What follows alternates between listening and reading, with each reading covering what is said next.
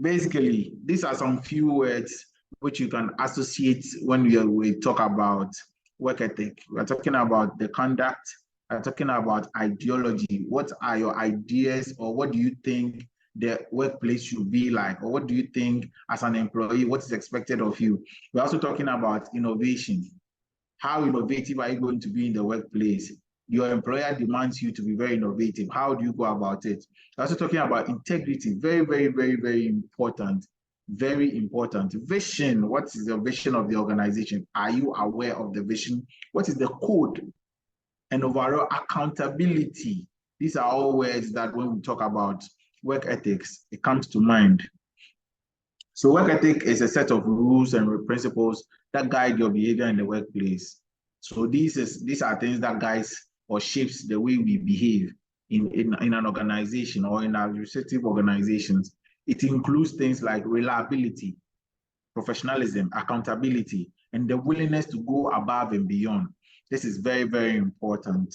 So we talk about things like honesty, integrity, values, accountability principles. All these comes to mind when we talk about work ethic. Reliability. When we talk about reliability, what would we say is reliability? Being reliable means showing up on time. Here we are talking about punctuality. Punctuality, very, very, very, very key.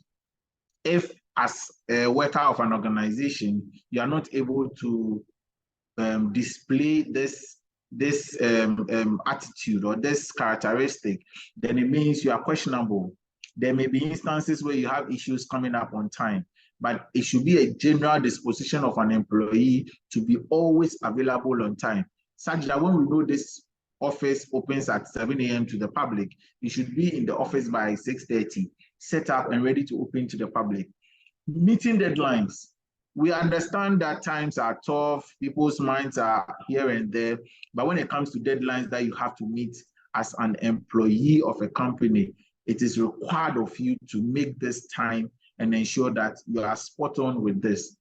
Always ensure that you meet your deadlines and follow through with commitments. So you go for a meeting, you go for a seminar, and there's a communication that, okay, we are going to submit this at so and so date. Ensure that you are able to meet those deadlines, meet those timelines. What I've come to realize during this journey on the Ghana Growth Program, reaching out to some employers, has to do with the fact that most of the youth are not, or they're not exhibiting being very reliable. Employers cannot rely on the youth. Employers just cannot rely on the youth. And I want to ask, and since I said it was going to be very interactive, kindly share your thoughts with me. What are some of the challenges that as youth or as workers or as employees, what are some of the challenges that do not enable us to be very reliable when it comes to showing up on time, meeting deadlines, our commitment level are very low, and all those, what are some of the reasons? What are some of your reasons for not being able to exhibit this kind of reliableness or reliability in the workplace? I would want you to share some of your comments in the chat box. If you can't, you may raise up your hand. When it gets to that session, I will just take notice of you, and then we can have a fruitful conversation. Attendance, very, very, very, very key. Traveling on this journey also has also brought me insights with regards to what employers are saying, that one, the youth are not very, very attentive, or they are not very prudent when it comes to coming to work and coming on time. So like I mentioned earlier, attendance and punctuality is lost. And I want to know, these are some instances, there are some instances that makes it very, very difficult for employers or employees to show up. But this is my thoughts on the issue. If you cannot, for a reason or two, be able to make it on time, it's always prudent that you tell your line manager, or you tell your boss, or you tell your supervisor. But going silent on it is a no-no for me. I don't think it shows a good work ethic, and I don't think it promotes and fosters that sort of environment that we all want to see and work in. The next one also has to do with professionalism. What is professionalism? What is professionalism? You say that professionalism basically talks about how you present yourself in the workplace. How do you do that? What is professionalism? How? Do I come to work just dressed anyhow? Do I just come to work and talk professionally? Do I dress professionally? Do I act professionally?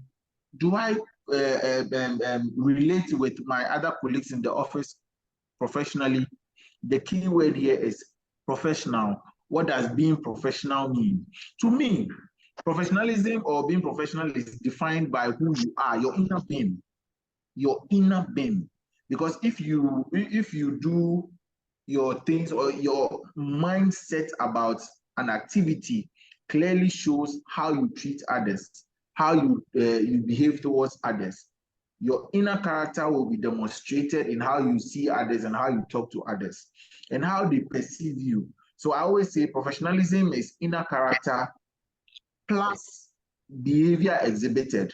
And this shows how your image is projected. So it includes your inner character, what is in you, your innate being, and then your output, what you show to the world, and then how people perceive you to be. You may perceive me to be who I am not, but it may be as a result of what I exposed to you or what I showed you, the side of me I showed you. That's why this guy is not acting professional at all. Professionalism may be in so many ways. Your handling of documents. How professional are you? Do you just leave documents lying anyway? Your dressing. Do you dress professionally? Do you dress corporately? Yes. What are you dressing? What ways are you dressing? In what ways? Do you wear any tattered clothes? Do you wear an iron shirt? Is your hair kempt? How professional are you when it comes to dressing? Language. What language do you use in the corporate office? Amongst your peers, amongst your co-workers, even among customers, how do you exhibit being professional? Right? So, like you can see, co-workers, customers, and even the outside public. Going above and beyond. What does going in above and beyond mean to me? Putting in an extra effort. I always say that if you can't give me your all, I can't bring you on my team. Because I need people who are coming to give me everything that they have to be able to achieve the organizational goal. And if you are not able to express and show me this during the interview process, during the assessment phase, then obviously you're not going to get an opportunity to join any team, because employers are looking for people who are, one, dedicated. They don't just say, my time is between 8 to 5. So when it's 5 o'clock, whether we're able to make sales for the day, we're not able to make sales for the day, I'm done with my work and I'm off. What are you giving? What are you giving to the employer? What are you giving to the business? What are you giving to the company? What are you showing? Are you showing that as an employer, I can bring you on and I can see success or I can see growth in my business? Right? A lot of people will go to work and they are being unproductive. They are just being unproductive about the whole work thing. It's work. I log on to work. I'm seated. I join the clocking machine or whatever I need to clock in. I'm seated. I go online. I watch YouTube videos. I am on my phone. I do that between, maybe I go to work at 8 to 10. I am online. What happens? And then 10 o'clock, I take my morning snack. I finish around 11. I come back. I work for an hour. I go to break at 12. I come back at 1. The day is almost winding down. I dilly-dally around until 3, 4 p.m. The day ends. I go home. Productivity, 0 or 5 or 10. You're not giving the best. You're not going over and beyond. Okay, you've been assigned a task. This task is not my task. It is her task. It is not my task. So because of that, I will stay in my corner. I am supposed to do reconciliation. Apart from that, nothing more. I'm not in charge of budgets. Meanwhile, the person in charge of budgets has a lot on their plate, so you don't give back. All these things we do clearly shows or exhibits or shows to the employer that yes, this person is not the person I need for my organization. This person doesn't have that positive work ethic to propel my organization to the next level.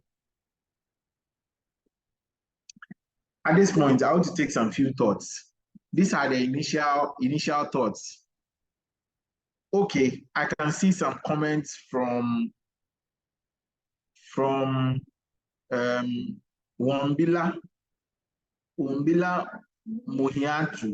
Mohinatu. It says that some employees are not reliable, include lack of motivation, poor time management, health issues, lack of skills or training. So, Wambila, are you referring to we as the youth? I would be glad to hear you share more light on what you just put there for us to have a conversation. I want to know more about what you just put out there. So if you could please raise your hand so that we can allow you speak. Samuel Chairman, space is done. Okay, Samuel, can you please? Yeah, hello, sir. Yeah, please, can you hear me? Yes, I can hear you loud and clear. Welcome. Yeah, thank you. Very sorry for showing unethical behavior. That is joining late. Very sorry. That's fine. That's very well. That's very well said. You can go ahead, please.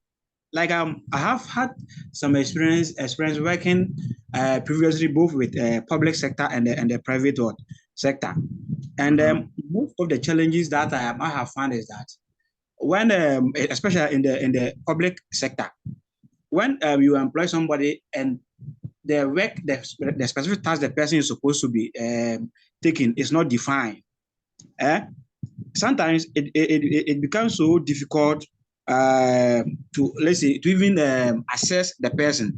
From when you look at it from outside, you may think that the person is exhibiting some unethical work behaviors, but the rare cause of it is that there is no clear definition or job description for the person.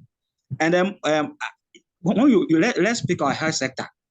These are very sensitive areas, and you are a pharmacist.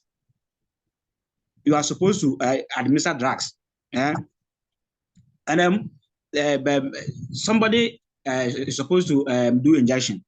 Do you go above your line of duty and do that? So these are things that we need to I need to be clear on that. As people may see that this particular person, this particular institution has employed a person, but instead of giving up the best of productivity so that that particular institution can survive, so that it can expand and then bring other unemployed hands on board. It is not always the case that you may have to go beyond the work, as there are some areas it needs a particular training.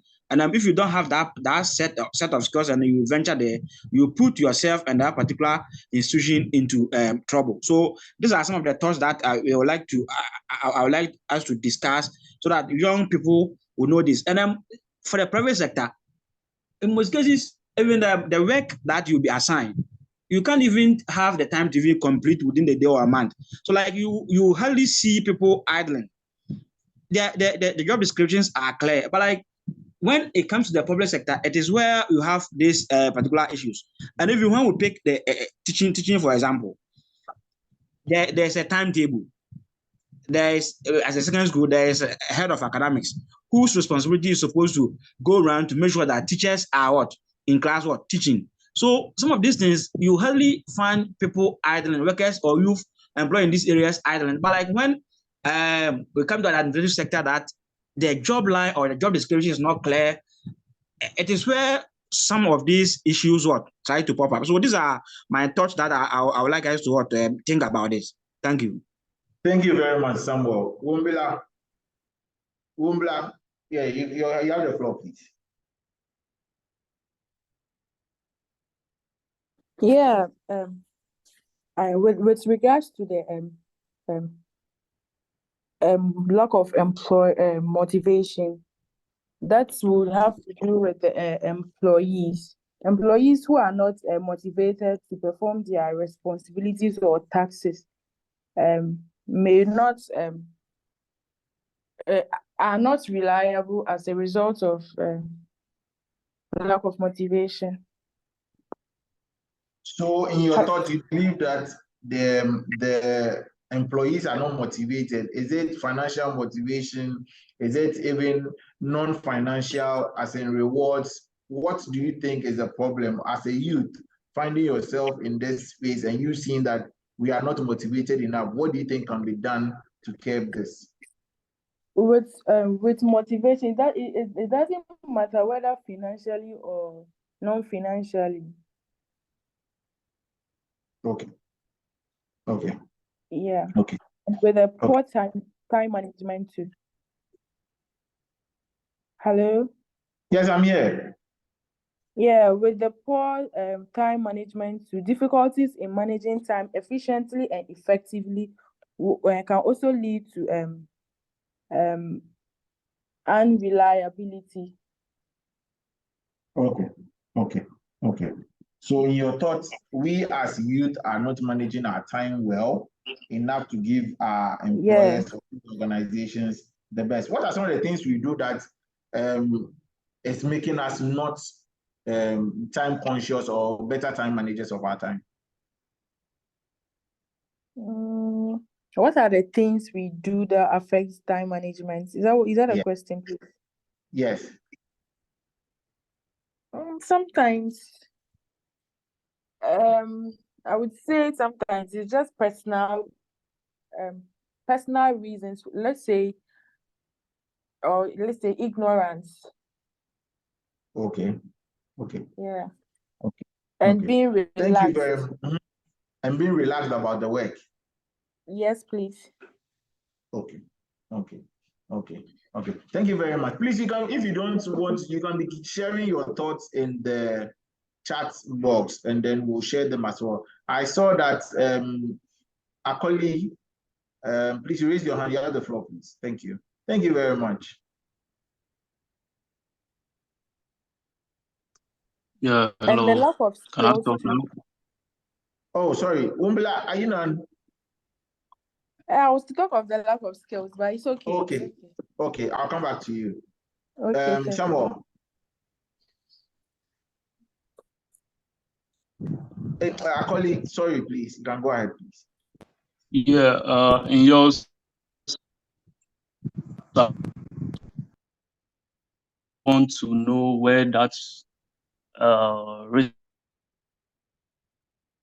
foundings. If you can. Your line is not so clear. Can you please come again? Yeah, I believe you can hear me now. Yes, it's very clear now. Yeah, I was saying in your submission, you made mention that the youth are not reliable on the job. So I will probably want to know what research was conducted into this to figure out why the youth are not reliable. And also, I want to also share some aspects of on the job, what actually happens. Okay. I joined the company and then I had no idea of what the JD actually is. Although I have a few technical background that can come into that position to make things work. But in the initial stages, I was not given any training. It's a new field that I am to take over. I was not given any training. So you see, it makes the work very hard for you as a starter or as a youth. So going forward, I think that those needing the youth to do one or two works should have a clear, distinct role for them, what they have to do, and take them through some kind of training, on-the-job training, or any form of training that can enhance their skills to do the job. It is not about you hiring people to do the job. That ends it. You have to also invest in actually training or coming up with ideas that you can put up to have the person know what to do as and when. okay, these are few challenges I faced when I started to apply for jobs. Yeah. Thank you very much. Okay, thank you very much, Michael. Michael, to answer your question, we have not done any research currently. There are a lot of research activities happening on the project Ghana Grows to be able to come up with some findings which pertains to this youth unemployment and then agriculture in general. But what I can say to it is I was on the road, and by me on the road, we had a community rollouts in Winneba, Asenfosu, Salt Pond, and its environs, I mean Cape Coast as well. And speaking to businesses, employers, I'm not talking the multinationals, I'm talking the people that make up the largest part of the economy, the informal sector, those with the corner shops, those with the mini shops, and those with the hotels, guest houses, restaurants, eateries. These are people, and even to the extent of even the apprenticeship programs, masons, mechanics, engineers, all these people coming across them, coming in contact with them has really told us or taught us that yes, some of the issues pertains to the youth not being just ready and available to do what they need to do. So even though it's not by research and interacting with the youth, well, it's not a predominantly a good sample size to generalize the statement, but I'm speaking from that point of interacting with both the employers in that area and also employees. And I come to realize, speaking with people across the country, that it's a general perception of us as youth, and it's on us and to me and you to ensure that that's part of the narrative is rewritten. And that's why we are having sessions like this, so that we bring to the fore some of the issues that you encounter in your day-to-day activities on the job. So like you rightly said, no job descriptions. These are really things we identified, and being partners on this particular program, what we are doing is we are providing a safe platform and ensuring that even though employers do not have available job descriptions, based on our conversations with them, we are able to script and share some job descriptions with them that better aligns to what any recruitment process we do on this program. On the job training, I admit, most of us are taking through technical core training, but what keeps us employed are the soft skills. The soft skills keeps us employed. So having a conversation about work ethic, professionalism, reliability, honesty, integrity, these are those skills that keeps us on the job, and it makes us more relevant to our employers. That is the value addition we provide aside the technical one that we have. So I admit, and on this program, what we do is there's going to be a platform for training at your own time. It's an LMS. You can just log in, and at the end of the day, I'll share how you can be part of this program. Once you join, we'll share the login credentials. I will share the links to you join. Take your training at your own pace, at your own time, and it comes at no cost to you at all. Coaching. Also on this program, there's going to be an aspect of coaching as well. And like you rightly said, employers just bring you and then leave you to swim. They leave you in the wild sea, and some of them are able to swim to shore. Others are able to start breathing well at sea, and others still stay afloat, others sink. So these are all ways that we are trying as much as possible to ensure that there's a conducive environment in the workplace for us to be well. Thank you very much, Michael, for sharing your thoughts. Do we have anybody else? I see Adelaide send in a message on the chat. She said with the issue of motivation, it can be in the form of compliments, creating a welcoming and fun working space, giving positive feedbacks. Yes, so that's just to further buttress the point. So thank you very much, Adelaide. We'll take a cue from that, and then in our sessions with employers, we'll make that known. I think Desmond has raised his hand. Desmond, you have the floor. Okay, yeah. So with me, my contribution is about the issue of reliability on the part of the youth. For me, what I think is that the issue is not entirely about the youth per se, but then it's about people who are like in their early careers. Because when you look at our educational system, it's more about the theory. When it comes to soft skills, there isn't much emphasis on that.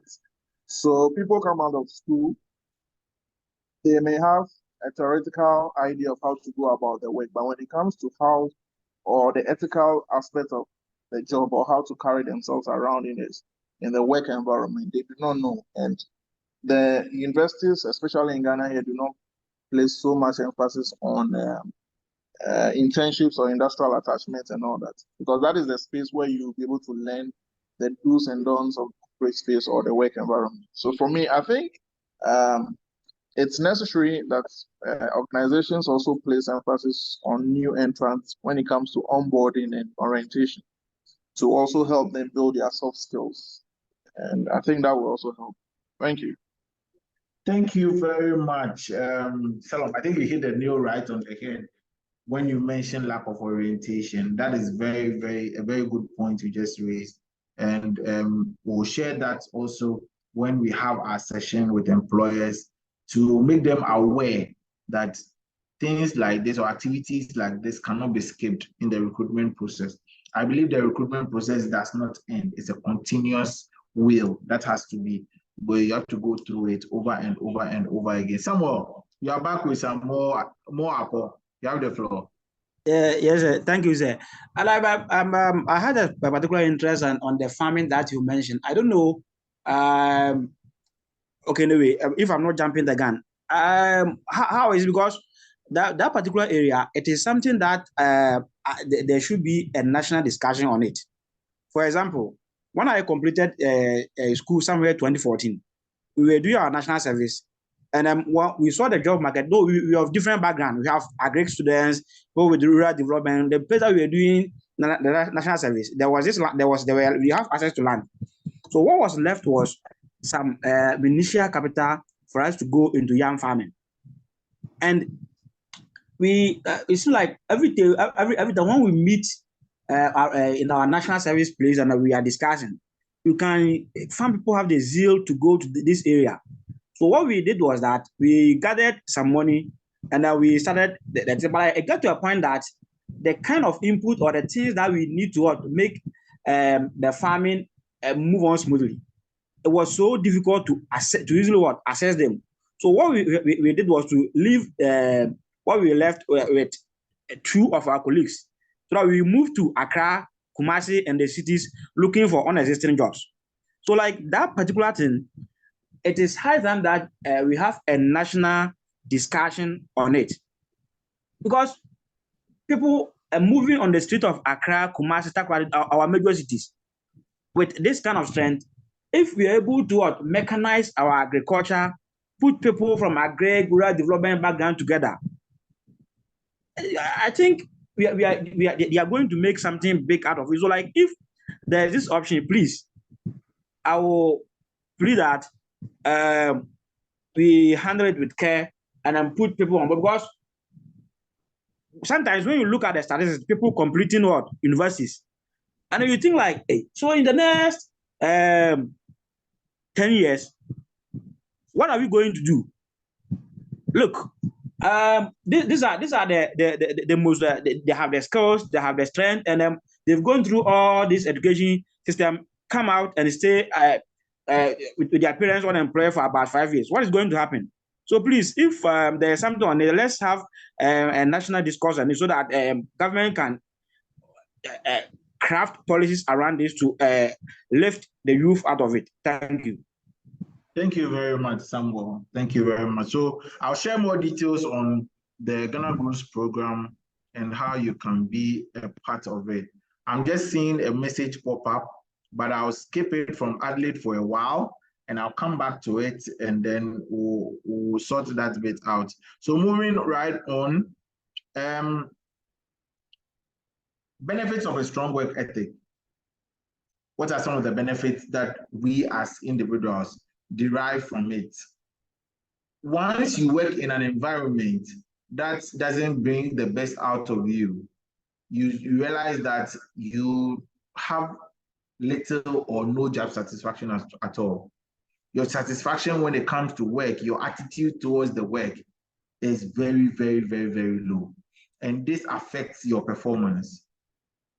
And also, when this affects your performance, obviously opportunities will not be given, or more tasks will not be given to you. And then when you take on more tasks and you're able to deliver them, that is when you are promoted and other things are added on you. So if you do not have that work ethic, I believe as individuals or as employees or as youth, we need to toughen our skin when it comes to the work environment. We need to be to understand that there are a lot of dynamics when it comes to the work environment. A lot of things come to play here. Emotions of people, targets, whatever they go through, home, house, family, work, even on their way to work. A lot of things affect the way people behave in an organization. But when it comes to an organization, when you get to the organization, ensure that you give them your utmost best. Also, it can also help you build a positive reputation and network in your industry. When you give out your best, people within your industry will hear about you. Oh, I heard of this person doing amazing work. Okay, oh, I'm looking for somebody. Okay, I went for a program, I was speaking to this person, and this was what the person was saying, and the person is doing amazing work. People get to hear of your positive reputation that you've built over the period of time, and this increases your chances of growth within your career or within your industry. There are some small tips or a few tips I'll share with regards to how to build clear and strong work ethics. Set clear goals and priorities for yourself. What are the priorities you have for yourself? Your goals should always be SMART goals. Specific, measurable, actionable. It has to be realistic, and you have to have very good timelines, clear timelines. By the time I start my work for today, this is my to-do. Previous day, I set my to-do up. I make room for some gaps. I have a calendar. I make room for some gaps. When I get to the workplace, things may come up. I still have room for them. I'm ready to ensure that my target for today, my goals for today, my goals for the week, my goals for the month are clearly achieved. And then at the end of the day, all things that people need from me to deliver, I'm able to produce to them. We have to, as employees or as people desiring strong work ethics, we have to be very proactive in seeking for feedback. Don't sit back and wait for feedback to come to you. As you go through your daily activities, oh, am I doing this right? Is there something you think I should do differently on this? Oh, boss, I'm having this challenge. Would you want to tell me how to go about it? Oh, supervisor, these are some of the challenges I'm encountering on the job. Do you think I should do things this way? Do you think it should be done that way? By you seeking for feedback, you're able to correct some of the mistakes or some of the wrongs that you do. And this gives them an opportunity to grow. It gives us an opportunity to learn. It gives us an opportunity to develop and blossom to our full potential. One of the things we had on the road is we not taking initiative. As youth, we are not daring enough to take initiatives. I know sometimes you'll be like, what if I fail? You'll be like, what if it doesn't go well? You'll be like, Charlie, if it doesn't go well, I'm going to be in trouble. I'm going to be in hot waters. How do I navigate that? How do I deal with that? But the truth is, you can only learn by making mistakes and correcting them. And as employers, what we keep telling them is provide that environment for people to take initiative. And I always say to people, I don't stop people from taking initiative, but just so that we are on a clear line and we don't finish the thing and then we get to know that, okay, there were issues with it.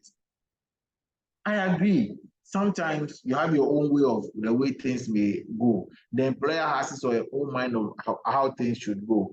But perhaps If you allow or cut people some sort of, I won't use the word slack, but cut people some sort of an opportunity to make mistakes and learn from it, and that's the only way people will be willing and ready to take up new challenges. We have to stay organized. How do you stay organized? Manage your time.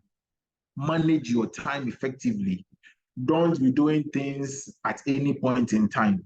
Have clearly defined timelines for activities. Make room for ifs and buts during your activities. Developing strong work ethic is essential for success in any job. Focus on professionalism, reliability, accountability, honesty. When we had conversations, it came up during one of our conversations with an employer.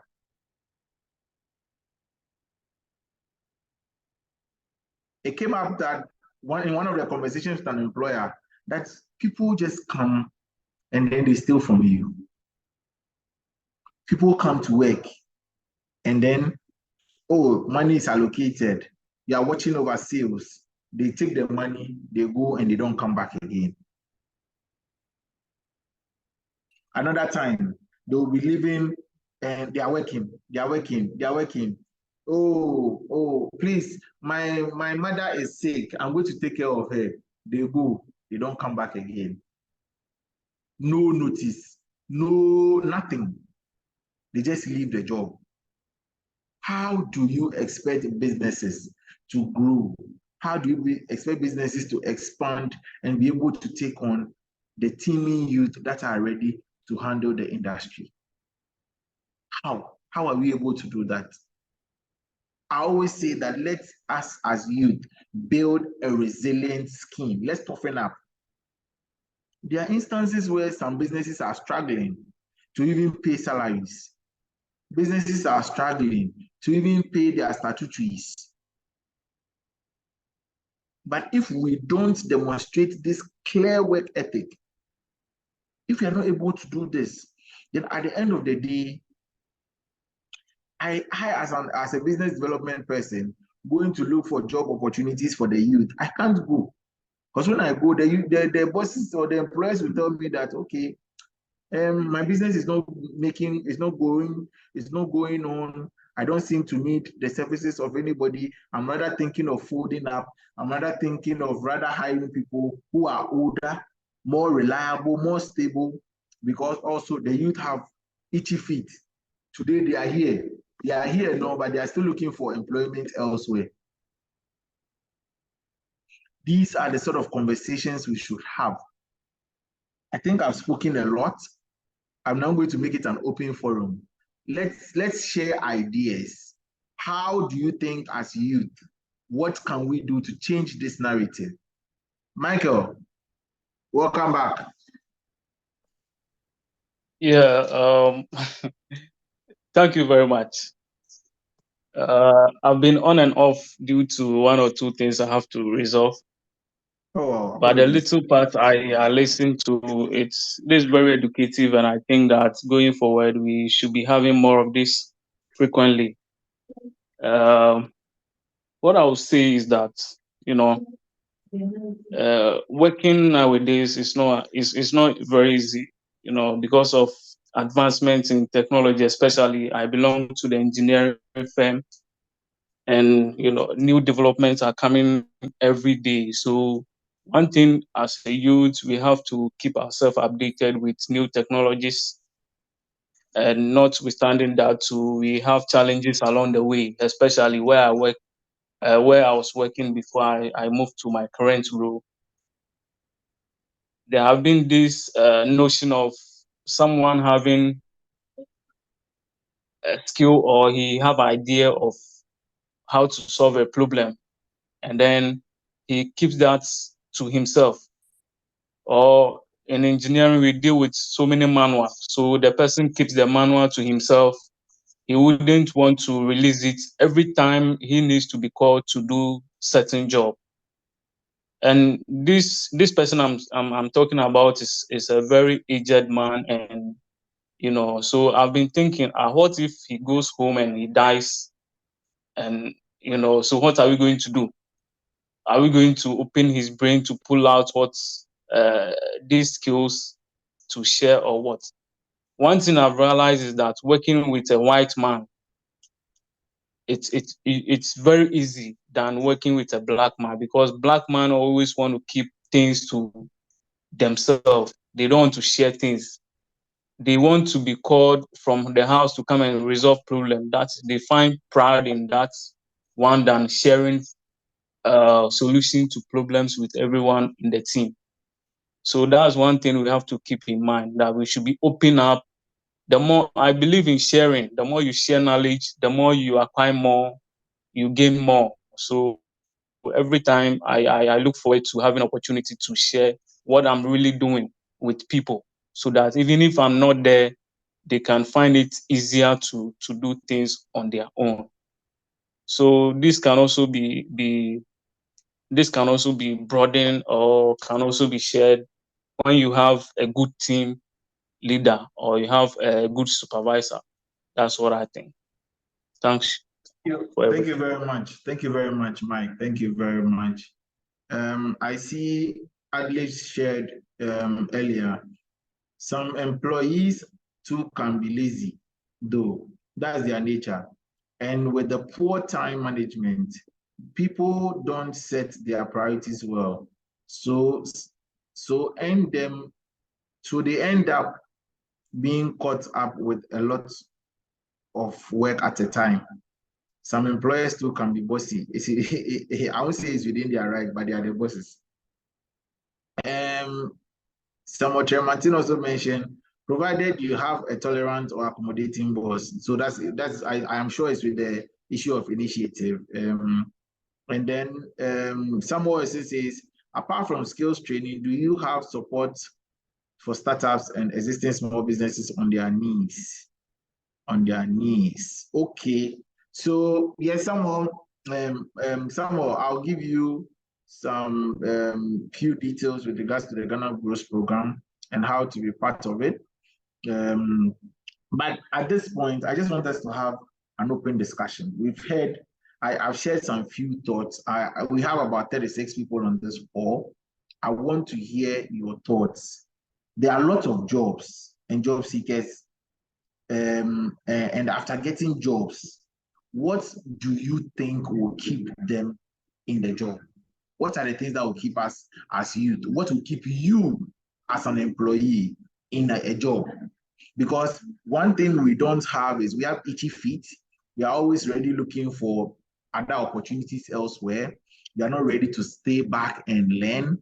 We are not ready to take up opportunities. We are not ready to volunteer. We are not ready to take up internships. How can we change this narrative? Today is not a discussion thoroughly. It's not a webinar. It's an interactive session. It's more about understanding our issues that we face when it comes to the kind of attitude to work, the kind of work ethic we display at our various workplaces. Emmanuel, I see your hand raised. You have the floor, please. Okay, my name is Emmanuel. You're welcome. Yeah, I hope you can hear me. We can hear you loud and clear. Yeah, for me, I think sometimes the problem too, for me, I think we don't have a fair employment grounds. To me, that is what I have seen. Like, I don't have enough research data on that, but it seems we don't have fair employment grounds. Because sometimes you might be qualified for a job and you might be expecting that maybe this job that you have been applied or after interview you'll be called. But it has happened to me severally. After interview, someone called me that who directed me to the place or who asked me to apply. Do I know any big man or do I know any minister who directed me to the company? I don't know if you are getting what I'm saying. So it seems that those who qualified for the job are not being picked, but we pick people who knows people who can connect them to the connectors. So those people are being employed.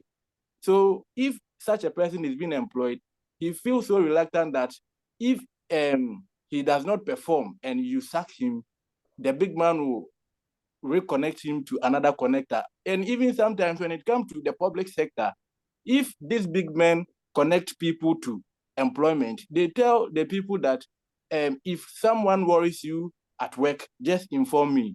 So the person might be working under you as a boss. The person might be working under you being the boss, but if the person does something that is not good, you as a boss, you don't have a say, because it's a big man who connected him to the work, so you don't have a say. So it seems we don't have a fair employment grounds. If we had a fair employment grounds and whoever qualifies takes the job, I think we will see seriousness in the youth. But because somebody knows a minister or knows an MP who will connect him, the youth these days, most of them are not all that serious because they thought that they have people who will connect them to the connectors for them to get employment. I completed Poly 2015. As I'm telling you, I have never had a permanent job doing. Even now, I'm in the house. With electrical engineering, I've done my top-up. I'm in the house. Anytime you apply for a company, a follow-up message will come and be asking you who directed you to the company or who asked you to apply. So I think we don't have a fair employment grounds, and it is also part of the problem that we are facing in various ways. I think that is my submission. Thank you very much. Thank you very much, Emmanuel, for sharing your thoughts. I think I'll respond to that, but I still want to hear other thoughts as well. Please, if you have any, you want to share your thoughts, you want to share an idea, you want to share what you think the problem is, kindly raise your hand. And like I said, this is an open discussion. We are having this as youth. We are having this as job seekers. How best we can improve the organizations we work for, and also how best we can improve our own work ethic in these respective organizations. So with respect to what you just mentioned, we have roles available. And like you said, somebody has to know somebody who knows somebody. It's perfectly done. It's there. It's not supposed to be the normal, but it's there. What I would admonish you is in the interim, as you've not gotten the job, please provide yourself to people, volunteer, give your how do you call it, your service, give it out, render this service to people. As you build your experience, you build your network, you get being known in the industry, right? So please, like I said, again, we have jobs available here at Axis Human Capital on the Ghana Growth Program. We have jobs available. I think we have an electrical instrumentation technician that we are currently recruiting for now as we speak. It comes with 3 or more years working experience. But again, you said you've done some few gigs or some few jobs elsewhere. This is how we are able to build ourselves, because nobody is willing to take any fresh person to train. But during your internships, during your apprenticeship programs, after school, take up this internship opportunities, take up apprenticeship opportunities, gain the experience. I always say to people, money does not buy experience. So if you are looking to earn a living, you want to get work right after school. One of the funniest things, right after school, you invite people for interviews, and sharp, how much do you want to earn? 5,000.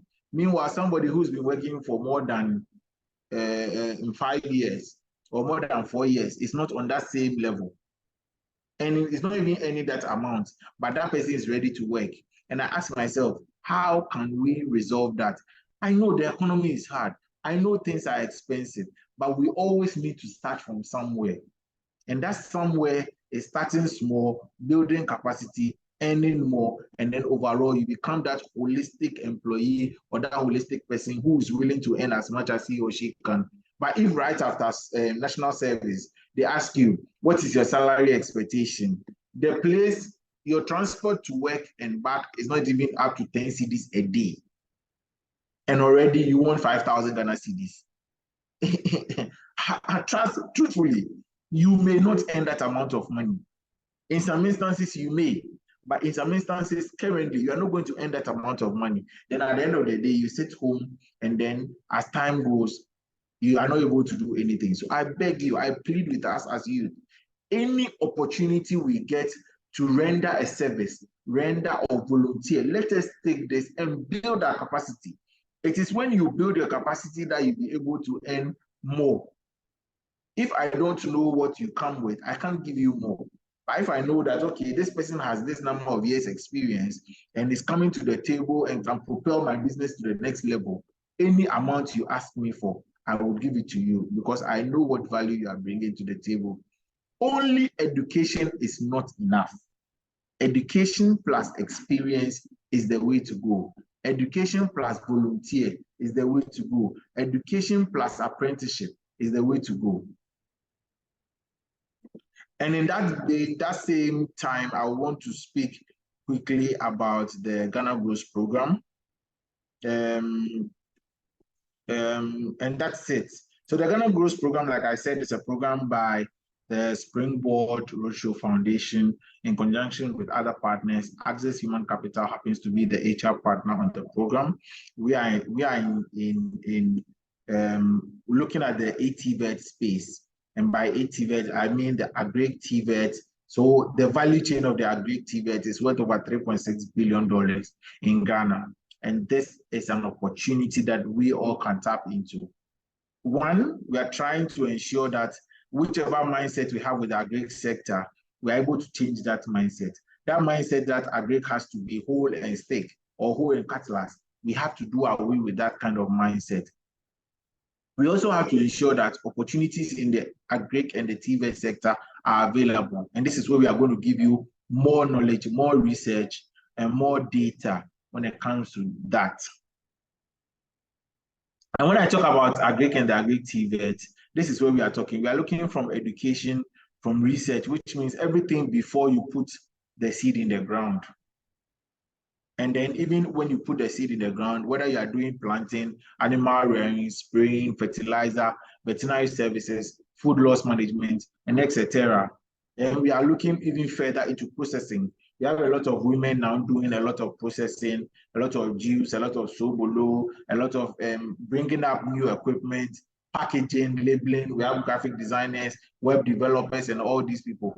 These people are also along the value chain. So when I say the Agric TVET value chain is a very big and broad one, you should understand. Supply chain. The supply chain, we are looking at storage, transportation, purchasing and supply, wholesaling, marketing, sales, export and import, quality assurance. Consumption. We're looking at hospitality, hotels, the tourism, the entertainment, food waste management, and etc. So as I speak now, there are jobs available in all of this industries along the value chain.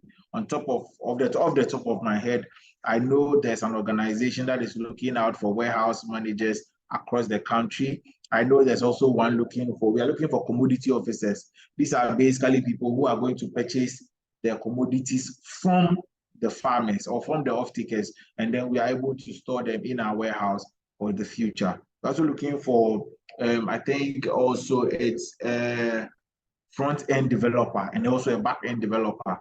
And this is also going to work with that agro firm that is in charge of this as well. So there are lots of opportunities along the value chain that you enjoy as being part of the program. So like I said, the Ghana Growth Program is a 3-year program. It's a consortium led by the Springboard Roadshow Foundation, and we have MasterCard Foundation being one of the partners on the program. The key groups that we are targeting are 15 to 35. You ask yourself, why not 18 and 15? But we are looking at 15 because some people are not able to attend university. Some people are able to go directly into apprenticeships right after GHS. And those people are not supposed to be let out of whatever we do. They are part of our target group.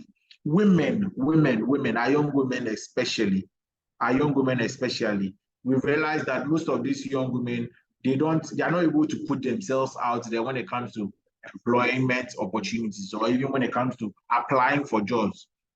But we encourage them that they should take the opportunity And when they see jobs with regards to the Ghana Growth Program, they are encouraged to apply as well, because we're also targeting to get these women also off the job market. Persons with disabilities, we believe that disability is not inability, and we would do our best to ensure that these people are not left or stereotyped or sidelined on this program. So they are also one of our key target groups on this program. Like I said, we are in all 16 regions of the country, in 48 districts of the 16 regions. That's where we are going to go through this 3-year program in Ghana, and we'll admonish you to try and join us. What are our objectives? Provide skill training, mentoring, career guidance, and resilience counseling for the young people, like we are doing today. Today is basically to try and bring to the fore everything that we are talking about, career planning, career resilience, and all those things, career guidance. We have a session every Friday from 11 to 1 or 11 to 12. It depends on the topic and what we have to discuss. And this happens every Friday. We encourage you to be part of our mailing list. Join when we'll share the link in the chat box. We'll share the onboarding link. And when we say onboarding, it just means coming on board the program and giving us an opportunity to be part of our mailing list. And our mailing list is where we share job opportunities, data in terms of where jobs are located, what employers have, the opportunities they have, and then we can together get you off the job market. Identify job and business opportunities, just like I said, in the expanded and ATVET value chain. Create a database of potential job seekers. Once you get into our database, when we have jobs in-house or we have job requests, our database is the first point of call. So we are going to take you through a rigorous screening exercise and get you ready for employers. So join this program, get on board our database of job seekers, and then we'll try and give you an opportunity to match you and to create a database of potential jobs and business opportunities in the agric and the ATVET sectors. One of the things we are doing on this program as well is trying to identify business opportunities along the value chain. And along the value chain, as we identify these opportunities, we'll be sharing them also with our potential job seekers and see what they can make out of these opportunities. Like I said, on this program, we don't give funding. So someone asked that question. We don't give funding on this program.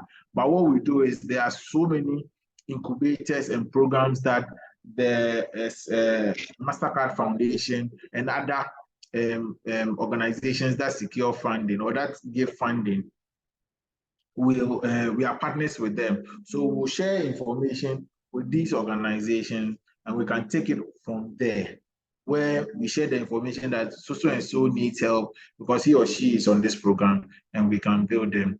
Also, transition young women and men into jobs. How do we transition? If you join an organization, what we are doing is like this work ethic training. We'll be going to organizations to run this for their employees and run this also for employers to see the need to properly transition the youth into employment. Because you don't just hire people and leave them to their fate. You bring them in, you onboard them, you guide them, you coach them, and get them ready for the job market. You ask yourself, what is in it for you? What is in it for me? Our commitment to you is in these ways. Try learning opportunities, our career toolkits, our workplace survivor. So these are all forms of training or learning opportunities that we are going to make available to you as a youth. Also, job vacancies. Once you identify job vacancies, we are going to help you identify and see how best you can take opportunity of these vacancies and placement service. Certification. As you go through our various programs or our various volunteering that we offer, would grant you or give you certificates of completion after our certificate of participation, after you are done with going through some of the courses that are available through our LMS. And once you join the database again, we'll share once the LMS is ready. Networking, opportunity to network with employers. As we go around the country, we have access to employers. And once you join this program, and also as a volunteer on this program, And just so we know here, let me just put this out there. Across the country, we are still looking for volunteers to be part of this program.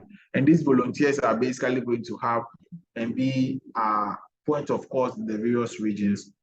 We encourage you to take up this opportunity. We're going to go through a lot of training. We're going to prepare you enough for the job market. Our Learning Hub, these are some of the programs that you will be going through when it comes to trainings, career planning, the TVET skills refers to some institutions that we are going to partner with in getting us to get ready for TVET. Organizations, how organizations work. There will be a session where we'll talk basically about financial literacy as youth. How are we handling our finances? How do we even budget? When you get a job, what are the things to look out for in your job description? What are the things to look out for even in your contract or your offer of employment? These are conversations that we can have. Emotional intelligence, self-awareness, building confidence, resilience. These are all forms of soft skills that we'll be learning online. So our learning is in various forms: in-person, virtual sessions. So in-person, you catch us anywhere in your region. When you hear that Ghana Growth is around, do your best to watch out. I will be there. Any member of the team will be there. We'll take you through all the programs that we need to take you. And not only are these going to be in visual, but they're going to be in audiovisual as well, so that we don't leave behind any other person who may be have an impairment or anything of a sort. Your commitment to us, time investment. What we need from you is that make time. Make sure that you are able and ready to go through all the programs we have. For instance, make it a time. Block that time off every Friday, 11. You join the career planning clinic and then, or the career clinic, and then you get in touch with us and we share so much insights. We share so much information, and we ensure that time spent with us will never be in vain. So dedicate specific hours of the week once you join us to get the best out of it. Active participation. You engage yourself in our sessions like we did today, so that at the end of the day, it's a learning platform for all of us that will benefit from it. Networking, like I said, you come on board, you join us, your fellow volunteers along the country, fellow people on this program. Like today, you'll get to know of somebody who is in this field or whatsoever. There will be times where we'll have an in-person meeting at a venue near you. So please, I'll advise you, I'm sure we'll share the link to register and be part of the program. Join us, join us, join us. Your involvement. One, identify job opportunities. So here, when you become part of us as a volunteer, these are some of the things that we'll be looking out for in you, or the things we'll be looking for you to provide us with. Identify job opportunities. You engage employers and bring them to us as part of the program. And then, so in this way, you are getting the jobs. And once you get a job that you are interested in, we take you off. You move yourself to an employed person from an unemployed status through our connections or through our contacts. Help to coordinate basic job readiness. I'm sure people will be ready and willing to take up how to prepare a CV. How to prepare a CV. You will take you through how to do some of these things, how to go through basic forms of trainings. And this you can do in future to earn some money. You can do this in the future and earn some money. And also, don't forget, when you do this in your locality, you can help build the area you are. And most of all, at the end of all this, you secure a job, you continue to learn, you continue to grow, you continue to build your capacity, you continue to build your experience that will enable you to transition into any jobs. Like I said, this program targets women. So we are looking at women and persons with disabilities. The program encourages women to actively participate. And when I say women should actively, I mean women should actively participate in this program. But we are not leaving our guys behind. We are just saying women because the guys are able to put themselves out there, but we are encouraging the women to equally acquire all the skills that you can acquire. make sure that you tap and gain all the required skills and opportunities that are available. And we are in conjunction with the Ghana Federation of Disability Organizations, and we hope and pray that once you come on this program, you realize that it's an all-encompassing platform for us. And also, we are not leaving our employers behind. Like I said, we are dealing with both employers and employees or job seekers. Training comes at no cost.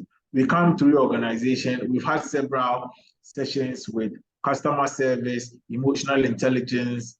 We've had sessions with just how to handle yourself in an organization. How do you understand organizational politics or policies? How do you understand all these things? Taking you through handbooks, basic data insights on job market and the youth. So for instance, all the insights you've shared from today is going to be in a form of newsletter, and this will also be shared to employers for them to understand what is actually going on, what as youth or what as employers we expect to see, what as employees we expect to see from employers. So these are some of our activities, and we realize that we don't leave the informal section out, the informal sector out. We are at the market trying to bring on board as many people as we can on the program. You can see also one of our own taking people through career guidance training. We also have job search strategies, like you can see. This is part of our career clinic webinars that we have, and today we are talking about work ethic. There's a career clinic, info sessions, community canvassing, springboard roadshows, employer engagement. These are all things that we do. But we also have, I know you have questions. What are some of your questions? I have a potential employer. What benefits do they get? And how do I connect with them? We can help you with recruitment and training. These are some of the things you can say to them, and then get them to join us. So if you know somebody who is trying to recruit, we don't take money for our recruitment program. It comes at low cost to you. I have a job seeker. What must he or she do to join the program? All you need to do is click, we'll share the link. I'm sure we've shared the link. Join the link, click, and fill the forms, and then you are part of them. So thank you. Thank you very much. I'm not done.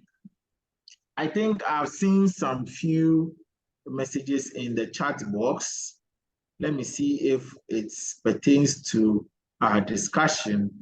I think Michael, this has to do with okay. I think Salom shared a message. The issue about people not telling the truth about when they are resigning is how some employers begin to behave negatively towards you when you turn in your resignation letter. It's not the best thing to do.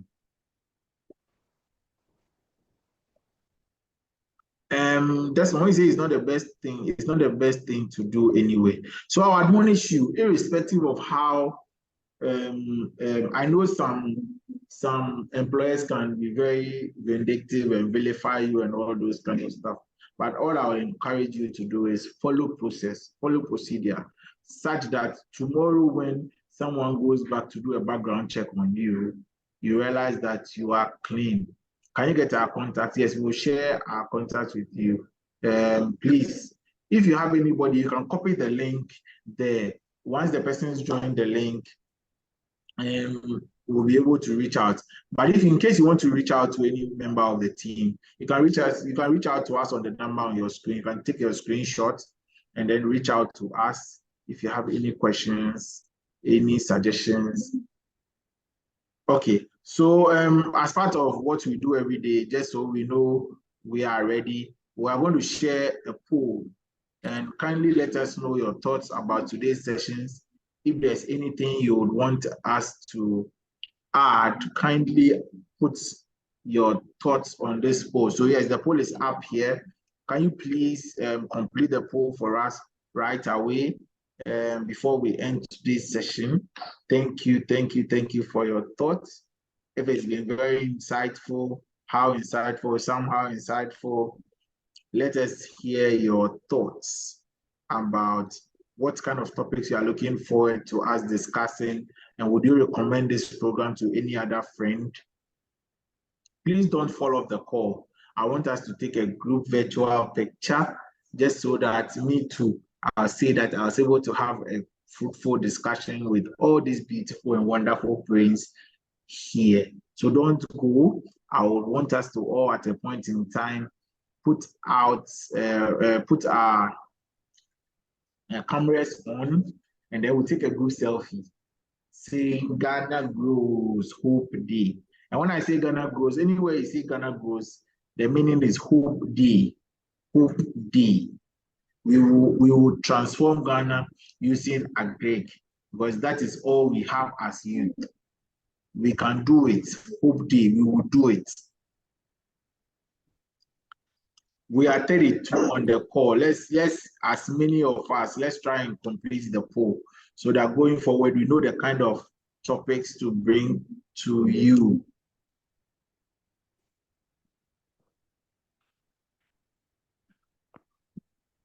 If anybody has anything to say, they can also at this point unmute and share their final thoughts. Michael, I see you raise your hand again. Yeah, in the pool, there's choice 1 and choice 2. Okay. It's an oversight. So what you can do is you just type it into the chat box for us. Okay. Any comments you want, anything you want to type, I'm sure there is a technical hitch. Apologies for that. Just type it into the chat box and we'll just pick it up and then we'll address it. Thank you very much.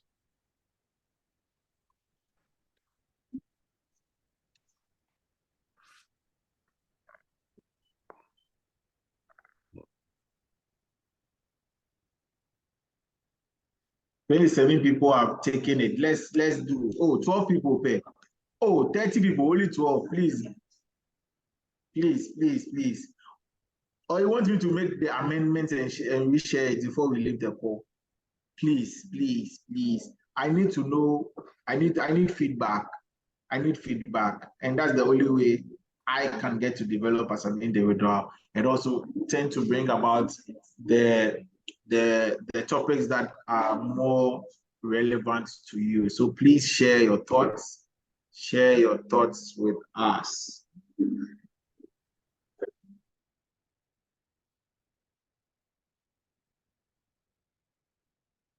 Thank you very much for your time. Next week is another session. Join us. Like I said, if you need to talk to me, my number is 050 379 44229. 050 3744229. Please reach out to me. I'm available to hear you. I'm available to take you through any advice. If I prepare for an interview and you need my support, I'm here for you. Kindly reach out to us. You can always send an email to jankra@axishumancapital.com. We'll reach out to you, or the Ghana Grows at axis8cl.com. We'll still get in touch with you. Bye-bye. Thank you for today's session. It was very insightful and I enjoyed myself. I hope you enjoyed yourself as well. Bye-bye.